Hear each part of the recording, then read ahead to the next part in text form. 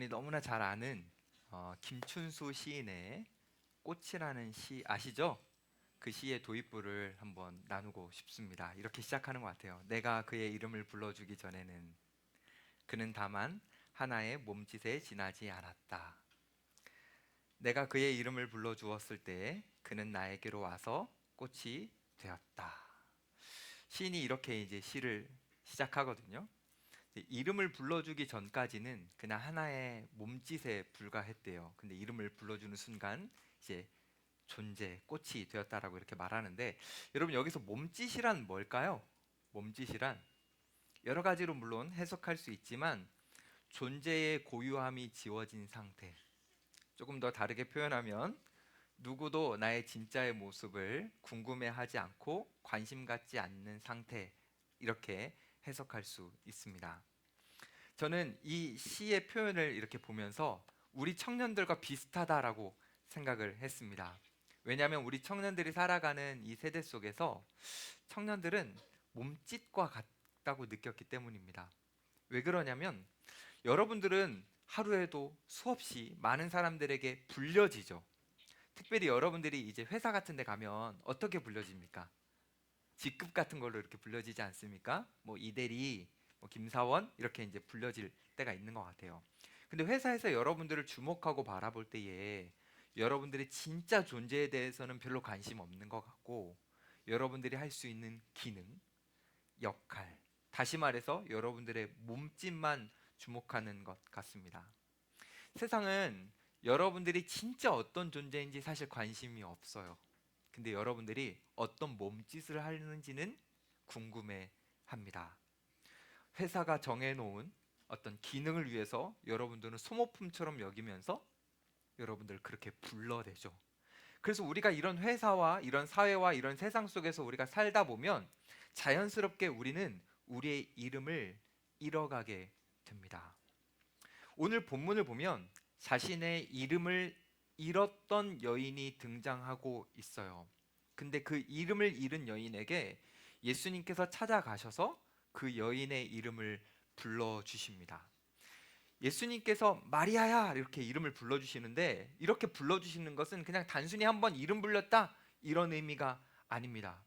지금까지 그리고 무덤 앞에서 몸짓으로 살고 있었던 한 여인이 예수님이 이름을 불러주심으로 말미암아 아름다운 꽃으로 변화되는 것을 보여주는 겁니다. 다시 말해서 주님이 이름을 불러주심으로 말미암아 이 인생과 이 존재를 다시 창조해 주시는 거죠. 저는 오늘 여러분들과 주님이 우리의 이름을 불러주시는 것이 얼마나 큰 은혜인지를 한번 살펴보려고 합니다. 그리고 여러분들이 각자의 삶 속에서 주님으로부터 여러분들의 이름이 불려지는, 그리고 그것을 들을 수 있는 은혜를 누리길 바라는 마음으로 이 말씀을 한번 나눠보도록 하겠습니다. 본문으로 이제 들어가 보면 이 여인이 등장하는데, 이 여인은 당시의 사람들에게 막달라 마리아라고 이렇게 불려졌습니다. 그런데 이 막달라 마리아라고 불려지는 것은 참 희한한 일인 거예요. 왜냐하면 막달라라는 이 표현이 도시 이름이거든요. 근데 원래 그 당시에 여성을 부를 때 일반적으로는 누구의 아내, 누구의 딸 이렇게 불려집니다. 근데 이 여인은 희한하게도 막달라, 그 도시가 갈릴리 옆에 있는 하나의 도시가 마치 이 여인의 성인 것처럼 그렇게 불려지고 있으니까 희한한 거죠. 이것을 가지고 학자들은 조심스럽게 무엇을 추측하냐면 이 여인은 가족에게조차 버림받았던 여인인 것 같다라고 추측을 합니다. 그러면 우린 여기서 궁금해지는 거죠. 이 여인은 왜 가족에게 버림을 받았을까? 성경은 이 여인에 대해서 소개를 하는데 이 여인을 이렇게 소개합니다. 이 여인은 과거에 귀신 들린 여인이었다. 다르게 표현하면 정신적으로, 정서적으로, 영적으로 자기 스스로를 통제할 수 없는 사람, 그런 사람들을 그 당시의 사람들은요 저주받은 인간 이렇게 표현했거든요. 그러니까 이웃들이나 가족들이 이 여인을 생각할 때 저주받았다고 생각하면서 외면했던 것 같아요. 그러니 이 여인은 사람들에게 외면되면서 마리아라는 이 이름 정체성, 그것은 잊혀진 지 오래이고요. 그냥 사람들의 인식 속에 미친 여자, 귀신 들린 여자, 그렇게 이 여인은 사람들에게 생각되었습니다. 그러던 어느 날 이 귀신 들린 마리아에게 예수님이 찾아가십니다. 그리고 그녀를 회복시켜 주십니다. 그녀는 귀신에서 벗어나고 마리아답게 변하게 되었죠. 그러니까 이 여인에게 있어서 예수님이라는 분은 단순히 나의 병을 치료해 주신 의사 정도가 아닙니다. 사람들은 지금 나를 이제까지 인간답게 생각한 적이 없는데 처음으로 자신을 인간답게 생각해 주신 분이 예수님이고, 진짜 나를 찾아주신 분이 바로 예수님이어서 예수님을 너무너무 사랑하고 예수님을 너무나 좋아했죠. 그런데 너무 안타깝게도 자신이 너무 사랑하고 애정하고 너무너무 좋아하는 그 예수님이 어느 날 갑자기 십자가에 못 박혀 죽으신 겁니다. 여러분 한번 상상해 보세요. 정말 사랑하는 사람을 한순간 내 의지와 상관없이 잃은 겁니다. 얼마나 슬펐을까요? 여러분 그 슬픔을 한번 만나본 적 있습니까? 사랑하는 사람을 잃어버린 그 순간? 마리아는 너무 슬펐죠. 근데 할 수 있는 게 없어요. 그래서 안식일이 지난 다음 날 예수님의 시신에 뭔가 향유라도 좀 발라드리고 싶어서 예수님의 무덤이라고 하는 그곳을 향해 향유 들고 눈물을 흘리면서 처벅처벅 이렇게 걸어가게 됩니다. 근데 그 예수님의 무덤에 이 막달라 마리아가 새벽에 딱 갔더니 무덤 문이 열려 있는 거예요. 자, 우리 11절 한번 봅시다.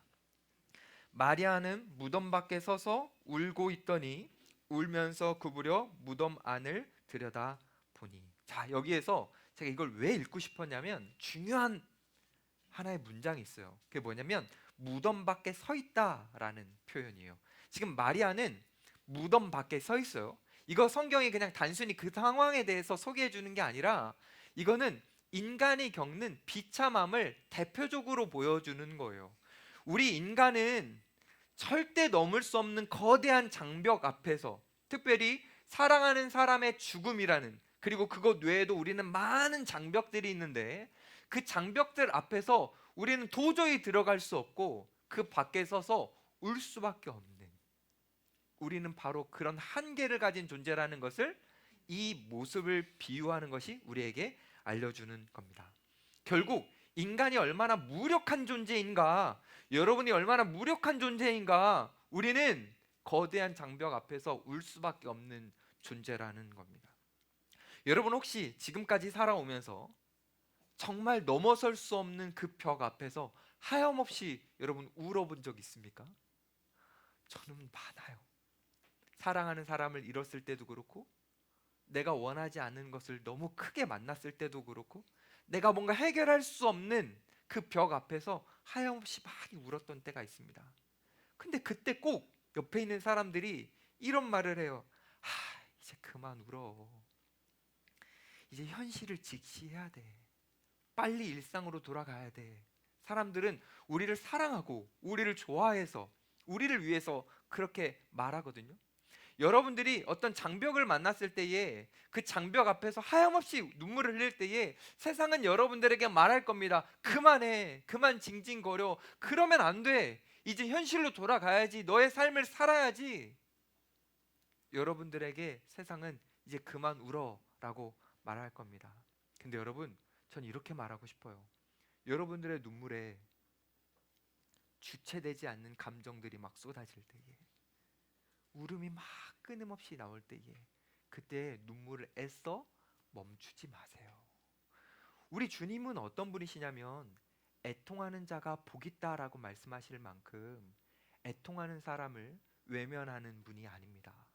오히려 눈물을 주룩 흘리면서 고통스러워하고 있는 그때가 주님의 은혜를 누릴 수 있는 아주 특별한 때이거든요. 주님이 울고 있는 이 마리아에게 어떤 은혜를 주시는지 한번 볼까요? 우리 12절 한번 봅시다. 흰 옷 입은 두 천사가 예수의 시체 뉘었던 곳에 하나는 머리편에 하나는 발편에 앉았더라. 자 보세요. 지금 마리아가 막 울다가 막 하다가, 이거 재밌게 하려고 한 거 아니고 감정을 한 거예요. 막 하다가 무덤 안으로 들어갔어요. 그때 신기한 게 있었어요. 뭐가 있었냐면 천사 두 사람이 앉아 있었어요. 자, 근데 천사가 왜 굳이 이 무덤 안에 있었을까 한번 우리가 상상해 봐야 됩니다. 천사가 왜 왔는가? 혹시 예수님이 몸이 너무 다치셔서 시체로 이렇게 누워 계시다가 부활하셨는데 몸이 너무 상하셔서 이제 힘이 없으셔서 옆에 있는 천사가 이렇게 좀 보필도 해드리고 일으켜 드리려고 천사가 왔을까요? 아닌 것 같죠. 그러면 예수님이 이제 무덤 밖으로 나와야 되는데 그 무덤을 막고 있는 돌이 너무 커서 예수님 혼자 옮기기엔 너무 힘들 것 같아서 그래서 천사가 대신 돌 옮겨주러 왔을까요? 아닌 것 같죠. 왜 아니죠? 예수님은 전능하시잖아요.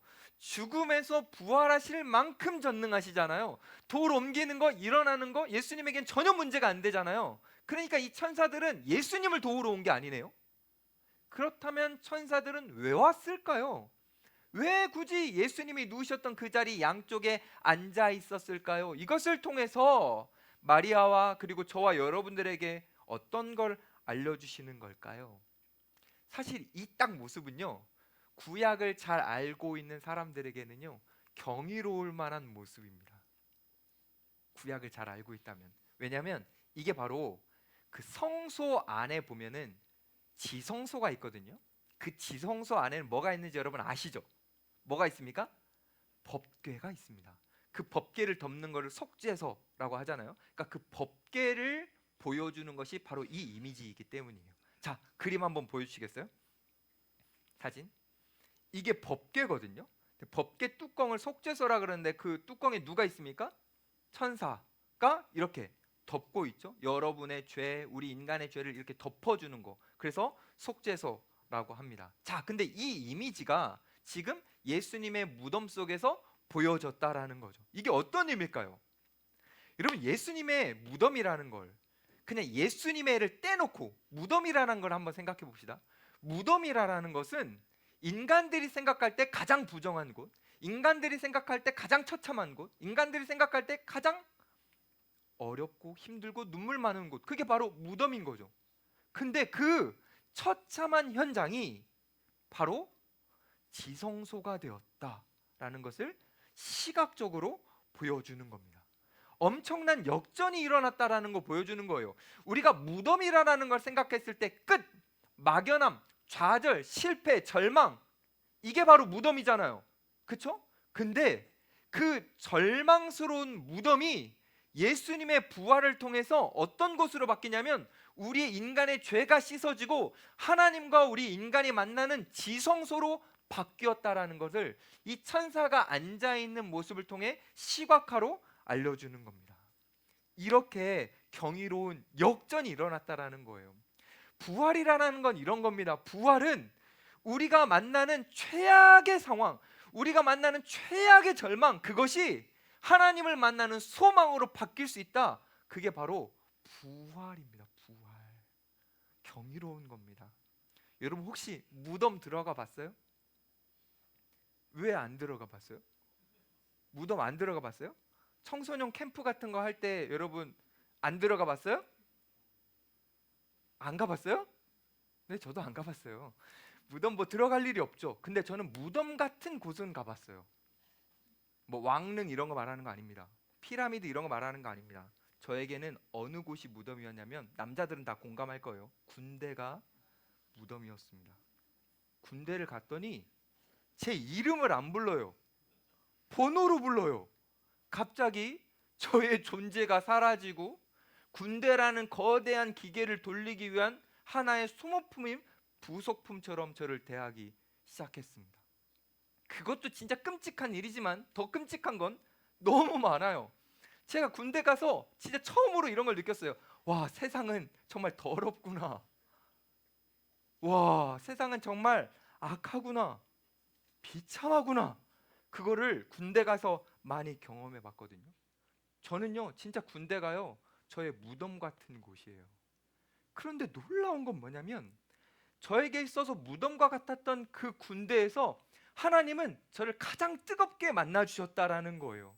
내가 인간적으로 생각하면 그냥 단순히 무덤이에요. 군대는 근데 부활하신 하나님의 그 전능하심이 여전히 우리에게도 주어지고 있기 때문에 무덤은 저에게 단순히 군대는 저에게 단순히 무덤이 아니라 하나님을 더 뜨겁게 인격적으로 만나는 지성소가 되었어요. 전 이걸 상상도 못했거든요. 아니 어떻게 그 무덤 같은 군대에서 내가 하나님을 뜨겁게 만나? 근데 진짜 희한하게도 가장 희한한 일이 많이 일어나는, 끔찍한 일이 많이 일어나는, 제가 다 설명할 수 없어요. 막 구타도 있고 비합리적인 것도 너무 많고, 그런 정말 벗어나고 싶고 피하고 싶은 그 자리에서 하나님은 무덤을 지성소로 바꾸시는 놀라운 일을 하시더라고요. 제가 여러분들에게 물어보고 싶은 게 그거예요. 여러분들은 지금까지 만났던 무덤이 어디예요? 여러분들이 피하고 싶은 자리, 여러분들이 마주하고 싶지 않은 그 실패의 자리, 그게 무엇이었고 어디입니까? 근데 여러분, 놀라운 건 뭐냐면 예수 그리스도께서 무덤에서 부활하셨다, 죽음에서 이기셨다, 이걸 하실 수 있는 하나님은 여러분들이 만나고 있는 그 무덤의 자리에서도 하나님을 만날 수 있는 지성소로 만드실 수 있다라는 겁니다. 이걸 우리에게 믿을 수 있냐라고 물어보시는 거예요. 저는 여러분들이 믿을 수 있었으면 좋겠어요. 여러분들이 끔찍하게 여기는 실패의 자리, 고통의 자리, 실수의 자리에서 하나님이 여러분을 더 뜨겁게 만나주는 지성소가 되게 해주실 것을 여러분들이 믿었으면 좋겠어요. 그래서 감각을 낙심과 좌절과 절망으로 가지 않고 소망과 기쁨과 희망으로 여러분들이 감각을 한번 가져봤으면 좋겠어요. 예수님은요, 그걸 하실 수 있는 분이잖아요. 그래서 이 천사들을 통해 울고 있는 마리아에게 말씀하십니다. 13절 초반을 한번 보십시오. 천사들이 이르되 여자여 어찌하여 우느냐. 여러분, 이게요 냉정하게 울지마 이런 게 아니고요, 지금 예수님은 천사들을 통해서 이렇게 말씀하시는 거예요. 마리아야, 처참하고 부정한 무덤이 거룩하고 영광스러운 지성소로 바뀌었다. 그러니 너 이제 울지 않아도 돼 라고 말씀해 주시는 거죠. 근데 이 순간에 마리아는 여전히 이해를 못해요. 이게 어떤 게 바뀐 거고 어떤 은혜가 있는지를 몰라요. 그래서 14절 한번 보십시오. 이 말을 하고 뒤를 돌이켜 예수께서 서신 것을 보았으나 예수이신 줄을 알지 못하더라. 그냥 단순히 마리아는, 이거 그림 빼주셔도 됩니다. 단순히 마리아는 그냥 예수님의 시신이 없어졌구나 이렇게 생각할 수 있잖아요. 근데 참 희한한 건 그토록 사모했고 그토록 사랑해서 남들 다 자고 있는 순간에 향유 하나 들고 새벽에 올 정도로 그렇게 좋아했던 예수님을 지금 딱 만났는데 예수님을 못 알아봤어요. 이거 희한하지 않습니까? 여러분, 사랑했던 사람 3일 전까지 봤어요. 3일 후에 여러분들이 만났어요. 여러분들 못 알아볼 수 있습니까? 일반적으로 알아보겠죠. 그런데 왜 마리아는 못 알아봤을까요? 이게 부활의 신비거든요. 예수님이 부활하셔서 입으셨던 새로운 부활체 몸은요, 이전의 몸과 연속성이 있지만 완전히 다른 몸입니다. 전혀 새로운 차원의 몸이에요. 그래서 이 부활체를 입으면요, 예수님이 나중에 이제 보여주시거든요. 벽이 막혀 있어도요 그냥 이렇게 지나가실 수 있고요, 시공간의 제한을 받지 않으시는 영광스러운 몸입니다. 그러니까 어쩌면 마리아가 예수님을 못 알아봤다라는 건 이건 당연한 거예요. 이전의 육체가 이어진 거 분명히 있거든요. 나중에 여러분 살펴보겠지만 예수님은 흉터도 갖고 계시잖아요. 그렇죠? 흉터도 보여주시잖아요. 하지만 예수님이 가지신 몸은 너무 영광스러운 것이라 사람이 쉽게 알아볼 수 있지 못하는 몸이었다라는 겁니다. 자, 그러면 지금 이 마리아가 예수님을 사랑했지만 예수님을 알아보지 못했다, 이것이 우리에게 주는 메시지와 의미가 무엇이냐면, 부활이라는 것은요, 우리 인간들이 열심히 공부하고 열심히 막 이렇게 집중해서 우리의 노력으로 부활을 알거나 믿을 수 있는 게 아니라는 겁니다. 그게 지금 이 메시지 속에서 우리에게 알려주는 거예요. 아무리 똑똑한 사람도, 아무리 공부를 많이 한 사람도 주님께서 내가 예수다라는 계시, 은혜를 베풀어 주지 않으시면 마리아가 예수님을 보면서도 예수님을 몰랐던 것처럼 우리 또한 그 계시가 없다면 부활을 누릴 수도 없고 부활을 믿을 수도 없다라는 겁니다. 자, 이제 정리해 볼게요. 중요한 개념입니다, 여러분. 우리가 부활을 믿는다라는 건 여러분들이 성경을 읽는다고 해서 되는 게 아니에요. 한 번만 더 말씀드릴게요. 여러분들이 지금 막 몇십 년 교회 다녔죠. 교회 100년 다녀도 되는 게 아닙니다. 여러분들이 부활이라는 그 초자연적인 것을 믿는다라는 건 그분이 우리의 이름을 불러주셔서 우리의 눈이 떠질 때, 새로운 세계가 열릴 때, 그때 우리는 부활을 믿게 되는 겁니다. 부활을 받아들이게 되는 거예요. 자, 여기에서 여러분들에게 이런 질문을 드리고 싶어요. 사랑하는 우리 청년들, 여러분들은 예수님이 죽으셨다가 다시 살아나셨다는 부활을 믿습니까? 여기서는 이제 다 대답해 주셔야 돼요. 아닌 분은 아니라고 하셔야 돼요. 솔직해져야 돼요. 여러분들은 예수님이 죽으셨다가 부활하셨다라는 것을 믿습니까? 여러분들은 예수님처럼 여러분들이 죽었을 때 다시 살아나는 여러분의 부활도 믿습니까? 진짜 믿어요? 정말 믿어요? 정말 믿어요? 여러분, 이거 신기하지 않아요? 우리가 어떻게 믿는 거죠?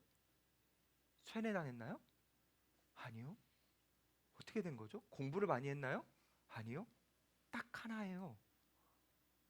여러분들의 이름을 주님이 불러주시며 여러분들의 눈을 띄워주시는 계시의 은혜를 여러분들에게 미리 주셨기 때문에, 다시 말해서 부활을 믿을 수 있는 그 믿음이라는 것을 여러분들에게 주님께서 선물로 주셨기 때문에 여러분들은 지금 여기서 그냥 너무나 자연스럽게 부활을 믿습니다 라고 말할 수 있는 거죠. 여러분들이 이 선물이 얼마나 어마어마한 거냐면, 세상의 그 모든 것들은 노력하면 가질 수 있다 하잖아요. 인간의 의지로 노력하면 어느 정도 얻을 수 있다고 하잖아요. 근데 아무리 인간이 노력하고 노력해도 얻을 수 없는 것이 바로 주님이 주시는 믿음이라는 선물인데, 그게 여러분들에게 이미 주어졌다면, 여러분들이 지금 주님의 부활을 진실로 믿고 있다면 여러분들은 이 세상 어떤 것과도 바꿀 수 없는 가장 소중하고 가장 좋은 선물을 이미 받아 누리고 있는 겁니다. 이게 있는데 세상에 것 조금 없다고 불행하다고 말할 수 없고, 이게 있는데 세상에 나를 조금 불편하게 해서 불행할 수 없고, 내가 죽음도 이기는 이 부활이 나에게 이미 이루어졌다라는 것을 믿기 때문에 우리는 이 세상에 눌려서 이 세상의 평가에 의해서 살아가는 존재가 아니라 부활이라는 소망과 기쁨으로 우리는 하루하루 살아갈 수 있는 존재라는 거죠. 이게 여러분들에게 어떻게 주어졌다고요? 주님이 여러분들의 이름을 불러주시고 여러분들의 눈을 뜨게 해주셨기 때문에. 자, 그런데 지금 이 본문의 상황 속에서 아직 마리아는 눈뜨지 못했습니다.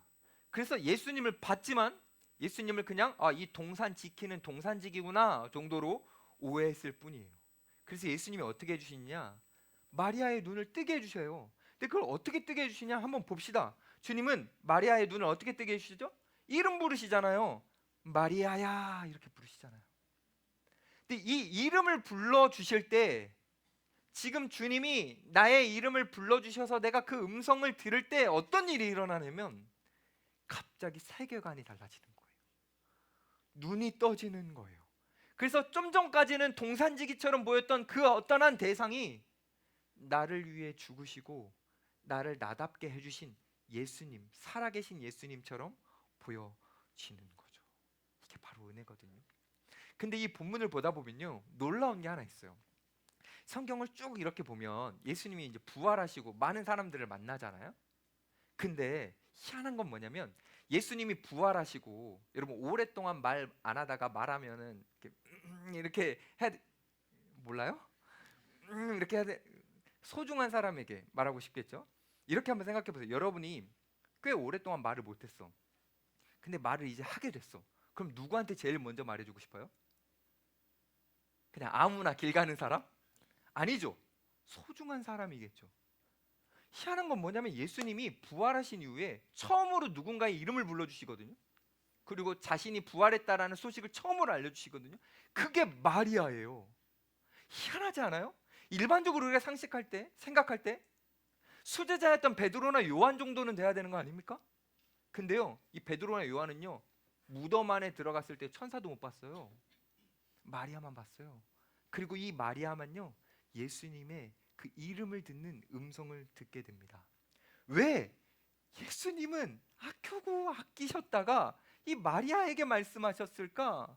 마리아가 도대체 어떤 존재이길래, 예수님에게 마리아가 얼마나 특별한 존재이길래 예수님은 이 마리아에게 처음으로 이름을 불러주시는 특권을 주셨을까? 그게 궁금해지거든요. 일반적으로 우리는 흔히 이럴 때 세상 속에서 마리아가 갖고 있는 스펙 먼저 살펴봐요. 그리고 마리아가 예수님에게 어떤 선물들을 많이 드렸는지 이런 거 살펴본다고요. 뭔가 인과응보 같잖아요. 그쵸? 그쵸? 근데 그게 아니라는 거예요. 마리아가 예수님의 부활을 막 예지할 수 있는 탁월한 통찰력이 있었던 사람도 아니잖아요. 아까 살펴봤던 것처럼 그냥 마리아는 귀신 들렸던 여인이잖아요. 모든 사람들이 따돌렸던 여인일 뿐이잖아요. 근데 왜 이 여자에게 예수님이 이렇게 하셨을까? 이유는 하나죠. 주님이 이 여인을 사랑하셨다. 그거 외에 다른 이유가 설명될 수가 없거든요. 주님이 이 마리아의 이름을, 마리아를 사랑하셨다. 근데 놀라운 건 뭐냐면 주님이 사랑하셔서 마리아야 라고 불렀을 때, 그래서 마리아가 그 사랑의 음성을 들었을 때에 그때 눈이 떠졌다라는 겁니다. 마치 마리아는요, 무덤 앞에 그 김춘수 시인의 시적 표현처럼 하나의 몸짓과 같았거든요. 뭐가요? 눈물 흘리는 게요.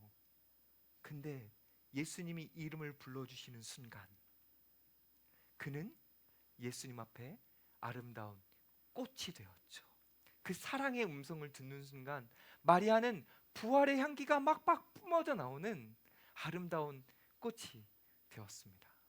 저는 우리 주님께서 여러분들의 이름도 불러주신다고 생각해요.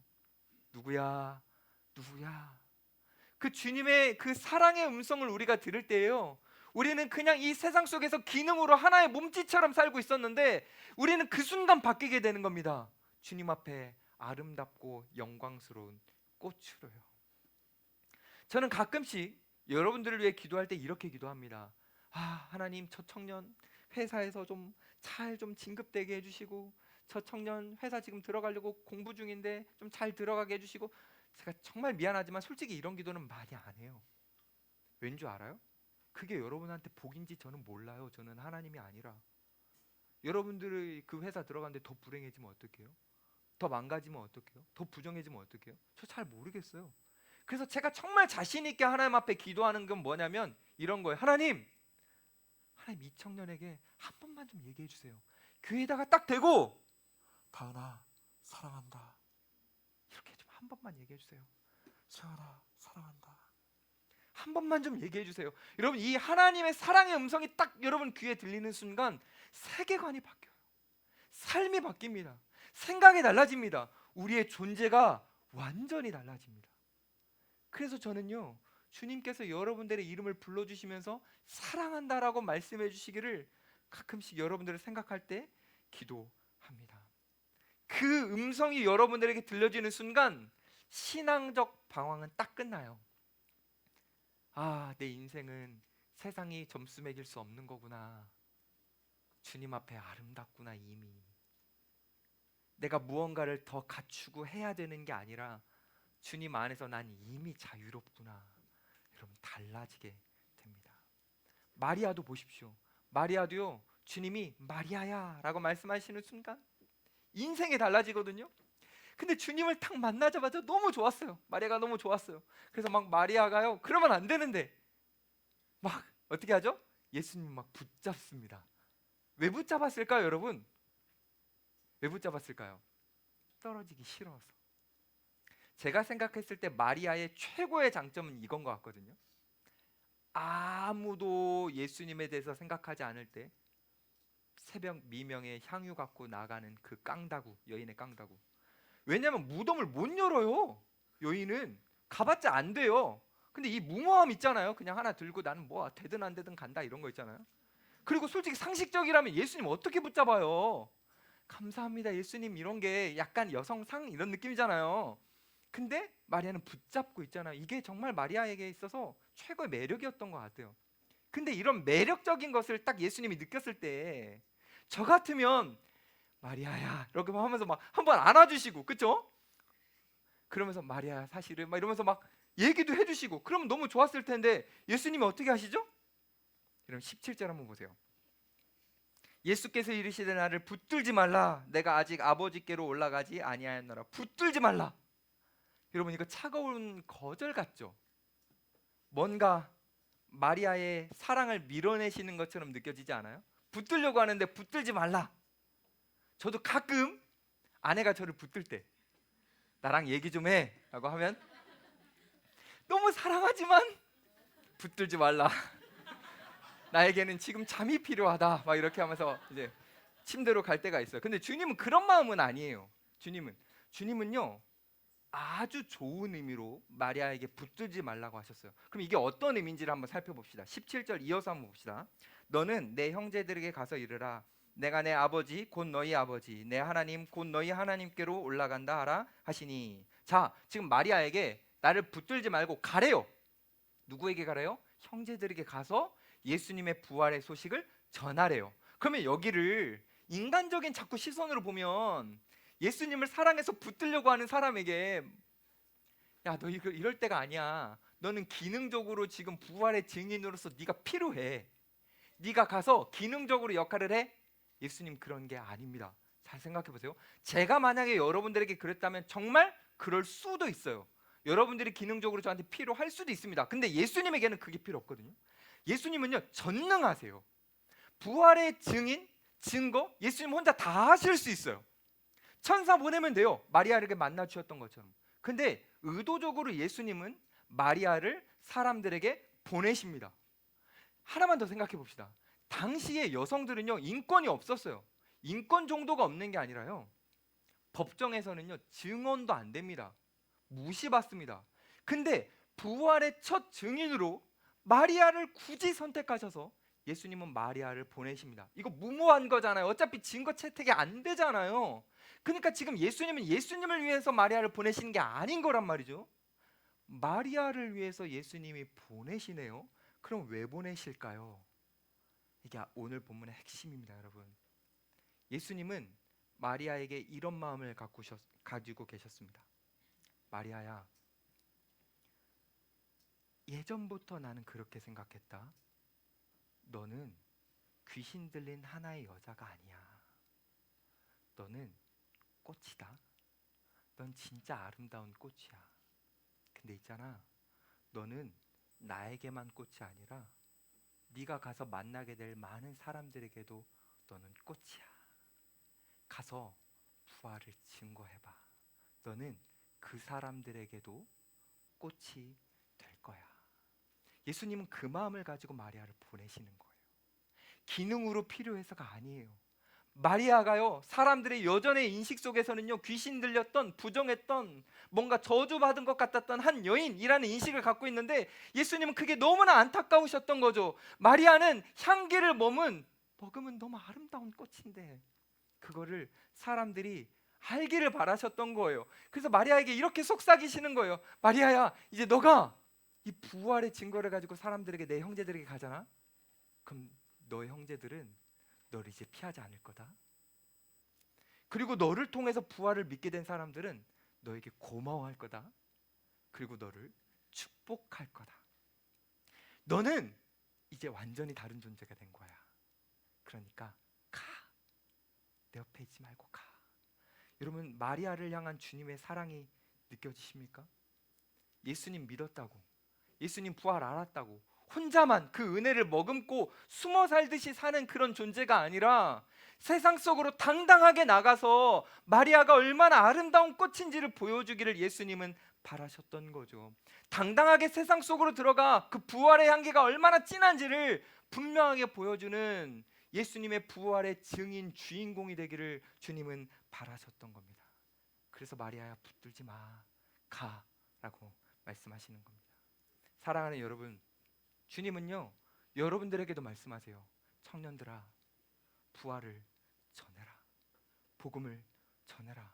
이거 여러분들에게 막 무거운 짐 하나씩 막 얹어주면서 이거 안 하면 너 믿음 없는 것처럼 여길 거야. 이거 안 하면 너 승진 안 시켜줄 거야. 이거 안 하면 너 내가 안 예뻐해 줄 거야. 여러분, 이게 절대 아닙니다. 주님은 여러분들의 기능이 하나도 필요한 분이 아니에요. 하지만 여러분들이 얼마나 소중하고 아름답고 고귀한 존재인지 사람들이 알기를 바라시는 거죠. 왜냐하면 여러분들은 주님에게 너무나 향기로운 꽃이기 때문이에요. 세상은 지금 여러분들을 부품처럼 여길 겁니다. 마치 군대에서 저에게 대했던 것처럼 여러분들은 회사에서 여러분들이 갖고 있는 기능을 막 쓰다가 여러분들이 필요 없어지는 것 같으면 여러분들을 냉대하면서 여러분들을 버릴 거예요. 그냥 여러분들은 하나의 소모품이니까요. 하지만 주님은 절대 아닙니다. 주님은 여러분들의 정말 아름다운 꽃처럼 여기십니다. 그러니 당당하게 가십시오. 내일 사무실에 가서, 여러분의 가정에 가서 주님이 얼마나 아름답고 영화로우신 분인지 여러분들만의 방법으로 보여주십시오. 믿음이라는 것은 이 주일날 여기서 모여서 여러분들이 어떤 모습을 하느냐 그걸로 판단되는 게 아니라 사실은 월요일날 판단되는 거예요. 월요일날 여러분들이 있는 그 자리에서 뭐 하고 있느냐라는 거죠. 그냥 갑자기 여러분 내일 막 상사들 막 회사 사람들 오는데 갑자기 막 붙잡고 예수님 부활하셨습니다 막 이렇게 하라는 게 아니에요. 여러분들만의 방법을 생각해 보세요. 여러분들만의 방법, 주님의 부활과 그분의 소망을 전할 수 있는 여러분들만의 방법이 뭘까? 그리고 여러분들이 그 자리에서도 꽃으로서 있어 줬으면 좋겠습니다. 마리아가 진짜 꽃이 되었는지 한번 볼까요? 여러분 18절 한번 봅시다. 막달라 마리아가 가서 제자들에게 내가 주를 보았다 하고 또 주께서 자기에게 이렇게 말씀하셨다 이르니라. 야, 너무나 놀랍지 않습니까? 방금 전까지 무덤 앞에서 통곡하던 여인이 이거 울음 멈추고 막 사람들에게 달려가는 거예요. 특별히 제자들에게 달려가는 거예요. 가서 뭐라고 말하죠? 내가 보았다, 내가 예수를 만났다라고 말합니다.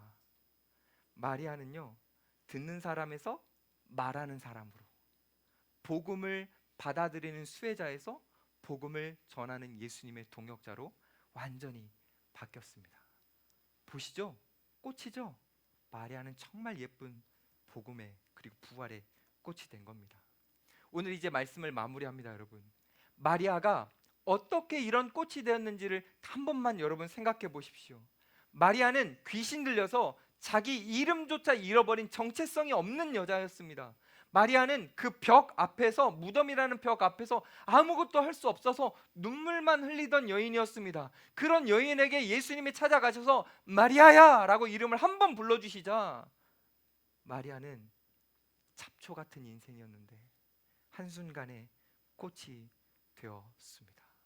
근데 여러분, 이 은혜는, 이 놀라운 변화는 그냥 주어진 게 아니에요. 예수님은요 여러분들을 바꿔나가시고 여러분들에게 생명을 주시고 여러분들에게 부활을 주실 때 그냥 대가 없이 주시는 게 아니에요. 예수님은요 처절하고 끔찍하고 말로 표현하기 어려운 어마어마한 대가를 우리를 위해서 치르셨습니다. 그 대가가 뭡니까? 우리에게 이름을 주시기 위해 예수님이 자신의 이름을 잃어버리시는 거예요. 예수님이 십자가에 매달리셨을 때 예수라는 그 이름으로 매달리셨던 것 같습니까? 아니요. 예수님은요 고귀한 하나님의 아들이시지만 우리의 모든 죄를 다 뒤집어 쓰시고 저와 여러분들의 이름으로 예수님은 십자가에서 매달리셨던 겁니다. 이름을 잃으셨어요. 십자가에 매달리셔서, 여러분 필사한 분들 알 거예요. 예수님이 어떻게 외치시죠? 하나님, 나의 하나님, 나의 하나님, 어찌하여 나를 버리십니까? 그때 성부라면 나의 사랑하는 아들아 조금만 참어라 라고 말씀해 주셔야 될 것 같은데 그 성부가 아들을 향해 어떻게 하시죠? 침묵하십니다. 아들아 라고 말씀하지 않으세요. 무슨 말이냐면 그 순간 이름과 존재를 예수님이 잃으신 거예요. 그래서 그 이름을 잃은 자들만 경험하는 그 끔찍하고 처절한 그 대가, 죽음이라는 그 어둠 속으로, 무덤 속으로 예수님이 우리를 대신해 들어가시게 되는 거죠. 그 처절한 대가로 우리가 우리의 이름을 받은 겁니다. 여러분들의 이름을 받은 거예요. 우리는 원래 이름이 없어요. 여러분들 하나님 앞에 어떻게 불려져야 될 존재냐면 죄인, 이거 하나밖에 우리는 없는 겁니다. 그런데 주님이 우리 대신 죄인이라는 이름을 가져가셨기 때문에 우리의 이름, 여러분들의 고유한 이름들이 불려지게 된 겁니다. 사랑하는 여러분, 그 주님이 여러분들을 무덤 가운데 이름을 부르시면서 이렇게 말씀하십니다. 사랑하는 청년들아, 너희는 세상에 밟힐, 짓밟힐 잡초가 아니다. 세상이 너희를 스펙으로 평가하고 세상이 너희를 기능으로 평가해도 너희는 그런 존재가 아니라 내 생명과 맞바꾼 소중한 꽃이 바로 너희다. 그러니 잡초처럼 살지 마라. 세상에 짓밟히지 마라. 너희들은 죽음으로도 너희를 무너뜨리거나 막을 수 없는 부활이 예정된 소중한 나의 존재다. 사랑하는 여러분, 한 번 더 강조합니다. 여러분들은 잡초가 아닙니다. 그냥 이름 없이 피었다 지는 그런 세상 속의 잡초가 아닙니다. 여러분들은 주님이 생명을 드릴 만큼 소중히 여기는 꽃입니다. 여러분, 그러니까 이제 당당하게 무덤 같은 데로 가십시오. 여러분들이 거하는 곳마다 절망 같은 무덤이 지성소로 바뀔 테니까요. 그곳에서 주님과 만나 부활의 향기를 전하는 아름다운 꽃으로 살아가기를 주님의 이름으로 축복합니다.